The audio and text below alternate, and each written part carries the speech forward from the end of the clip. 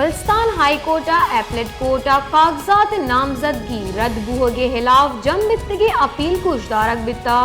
appellate tribunal justice Hashim काकड़ा case पूछताछ तक और हफ्त उम्मीदवार गिचनकारिया बाहर जूर के इजाजत दाता पीबी चिल्लो 4 आचा आजाद उम्मीदवार सरदार खान पीबी चिल्लो 2 आचा आजाद उम्मीदवार जुम्मा खाना गिचनकारिया बाहर जूर के इजाजत दयक बिता पीबी चिल्लो 9 आचा पीटीआई उम्मीदवार सैयद हैया इलेक्शन बाहर जूर के इजाजत दयक बिता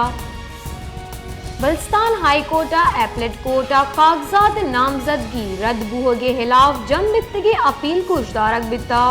एपलेट ट्रिब्यूनल जस्टिस हाशिम काकड़ा केस पूछताछ तक और हफ्त उम्मीदवार गिचनकारिया बाहर जूर के इजाजत दाता पीबी चिल्लो 4 आचा आजाद उम्मीदवार सरदार खान पीबी चिल्लो 2 आचा आजाद उम्मीदवार जुम्मा खाना गिचनकारिया बाहर जूर के इजाजत दयक बिता पीबी चिल्लो 9 आचा पीटीआई उम्मीदवार सैयद हैया इलेक्शन बाहर जूर के इजाजत दयक बिता